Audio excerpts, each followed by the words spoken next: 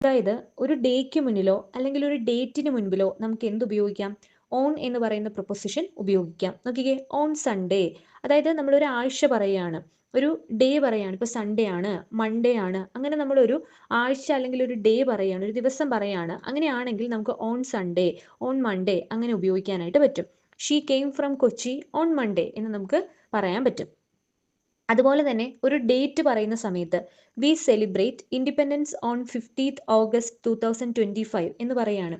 അപ്പോൾ അവിടെ 15th എന്ന് പറയുന്ന ഒരു ഡേറ്റ്, ആ ഒരു ഡേറ്റ് സൂചിപ്പിക്കുന്നുണ്ട്. അപ്പം അതിന് തൊട്ട് മുൻപേ നമുക്ക് എന്ത് ഉപയോഗിക്കാം? ഓൺ ഉപയോഗിക്കാനായിട്ട് പറ്റും. അപ്പോൾ നമ്മൾ ഓൺ ഉപയോഗിക്കുന്നത് ഈ പറയുന്ന ഡേക്ക് മുന്നിലോ അല്ലെങ്കിൽ ഡേറ്റ് ഉപയോഗിക്കുമ്പോഴോ നമുക്ക് ഓൺ ഉപയോഗിക്കാം. ഇതേ സിറ്റുവേഷൻസ് അറ്റിൻ്റെ കേസ് പറയുകയാണെങ്കിൽ അറ്റ് എന്ന് പറയുന്നത് ടൈമിന് തൊട്ട് മുൻപേ ഇൻഡിക്കേറ്റ് ചെയ്യാനായിട്ട്, എക്സാക്ട് ടൈം പറയുമ്പോൾ നമുക്ക് എന്ത് ഉപയോഗിക്കാം? അറ്റ് ഉപയോഗിക്കാനായിട്ട് പറ്റും. അടുത്ത ഓണിൻ്റെ യൂസ് നോക്കിക്കേ. To indicate attach something. അതായത് നമ്മളുമായിട്ട് ക്ലോസ്ലി അറ്റാച്ച്ഡ് ആയിരിക്കുന്ന അല്ലെങ്കിൽ രണ്ട് വസ്തുക്കൾ ക്ലോസ്ലി അറ്റാച്ച്ഡ് ആണ്. അപ്പോൾ അറ്റാച്ച്ഡ് ആയി ചേർന്നിരിക്കുന്ന എന്തെങ്കിലും ഒരു വസ്തുവിനെ പറ്റിയിട്ട് പറയാൻ വേണ്ടിയിട്ട് നമുക്ക് എന്ത് ഉപയോഗിക്കാം? അതിനു മുൻപേ ഓൺ ഉപയോഗിക്കാം. നോക്കി, റിംഗ് അറ്റാച്ച്ഡ് ഓൺ ഫിംഗർ എന്ന് പറയുന്നത്, അതായത് വിരലുകളിൽ അത്രമാത്രം അറ്റാച്ച് ചെയ്ത് ചേർന്നിരിക്കുന്ന ഒരു സംഭവമാണ് ഈ പറയുന്ന റിംഗ് എന്ന് പറയുന്നത്. അപ്പോൾ മോതിരം വിരലിൽ അറ്റാച്ച്ഡ് ആണ് എന്ന് കാണിക്കാൻ വേണ്ടി, അത്രമാത്രം അത് അറ്റാച്ച്ഡ് ആണ് എന്ന് കാണിക്കാൻ വേണ്ടിയിട്ട് നമുക്ക് എന്ത് ഉപയോഗിക്കാം? ഓൺ ഉപയോഗിക്കാനായിട്ട് പറ്റും. നോക്കി, അടുത്ത യൂസ് ടു ഇൻഡിക്കേറ്റ് നിയർനെസ്, ഒരു അടുപ്പം സൂചിപ്പിക്കാൻ വേണ്ടി. അത് എവിടേക്കാണ്?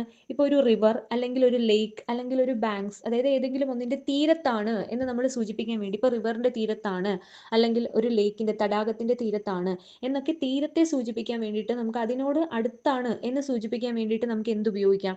ഓൺ ഉപയോഗിക്കാം. A town on the Periyar, അതായത് പെരിയാർ എന്ന് പറയുന്ന റിവറിന് അടുത്തുള്ള ഒരു ടൗൺ എന്ന് സൂചിപ്പിക്കാൻ വേണ്ടിയിട്ട് നമുക്ക് എന്ത് ഉപയോഗിക്കാം? ഓൺ ഉപയോഗിക്കാം. അടുത്ത നോക്കിക്കേ, ഇൻഡിക്കേറ്റ് എബോവ് ദി സർഫസ് എന്നുള്ളത്, അതായത് ഒരു സർഫസിന് മുകളിൽ ഇരിക്കുന്നു എന്ന് സൂചിപ്പിക്കാൻ വേണ്ടി നമുക്ക് ഓൺ ഉപയോഗിക്കാം. അതായത് ഏതെങ്കിലും ഒരു വസ്തുവിൻ്റെ, ഇപ്പോൾ മേശയുടെ മുകളിൽ ഒരു വസ്തു ഇരിക്കുന്നു, അതുപോലെ തന്നെ തറയുടെ മുകളിൽ ഒരു വസ്തു ഇരിക്കുന്നു, അങ്ങനെ എന്തിൻ്റെയെങ്കിലും മുകളിൽ ഒരു വസ്തു ഇരിക്കുന്നു എന്ന് റെപ്രസെൻറ്റ് ചെയ്യാൻ വേണ്ടിയിട്ട് നമുക്ക് ഓൺ ഉപയോഗിക്കാം. എക്സാമ്പിൾ നോക്കിയേ, A carpet on the floor, അതായത് തറയുടെ മുകളിൽ കാർപ്പറ്റ് ഉണ്ട് എന്നുള്ളത്. Books are on the table, അതായത് ടേബിളിന് മുകളിൽ ബുക്സ് ഇരിക്കുന്നു എന്നുള്ളത്. വിപിൻ സാറ്റ് ഓൺ ചെയർ, അതായത് ചെയറിന് മുകളിൽ